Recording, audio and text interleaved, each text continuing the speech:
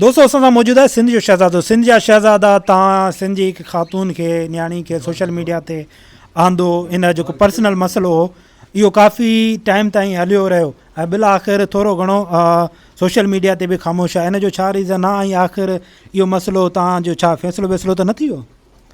अस्सलाम वालेकुम।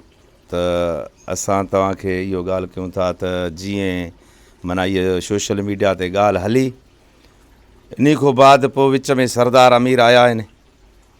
उन्हनि बि हिन टाइम तक़रीबन घणनि माण्हुनि दिलासो ॾेई माना हिकिड़ो चुप करायो।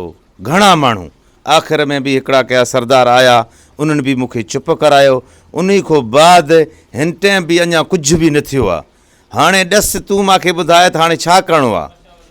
अच्छा तव्हां सोशल मीडिया ते जॾहिं हिन मसइले खे आंदो, इन खां पहिरियां तव्हां कोशिशि कई? हा, फ़ोन कयासीं, हर शइ कयासीं, फ़ोन कयोसीं, फ़ोन कंहिंजा कंहिं खणे न पियो, न ॻाल्हि करनि पिया, न पंधु करनि पिया। इन खां बाद में हाणे सोशल मीडिया ते आया हूं त इन्हनि ॻाल्हि इहा कई त बाबा हाणे जेको आहे त सरदार अमीरनि फ़ोन कयो त बाबा असां अचूं था। त महीनो थी वियो आहे, हाणे चुप कराई बीठा आहिनि। साॻा इहे डंडा ऐं बाठा खणणा पवंदा असांखे हाणे साॻियो ई वरी उहो। अगरि सोशल मीडिया ते तव्हांजी फ़ोन केरु न पियो खणे, पोइ तव्हां पाकिस्तान वञी करे उते कानूनी कार्रवाई कयो, उहो बहितर कानूनी हितो ई करे सघूं था। छो मुंहिंजो ख़ानदान दम थी वियो, मुंहिंजा अमीर सभु विया हलिया, बसि करे सघंदा, हर शइ कंदासीं, को मसइलो न आहे। सरदार आहिनि, अमीर आहिनि, हर को कंदो। हाणे मतिलबु तव्हांजो जेको मसइलो आहे उहो सरदारनि वटि आहे? सरदारनि वटि आहे। इनशा अल्लाह कंदो, बहितर थी वेंदी इनशा अल्लाह। असां उन्हनि जे कोशिश में आहियूं।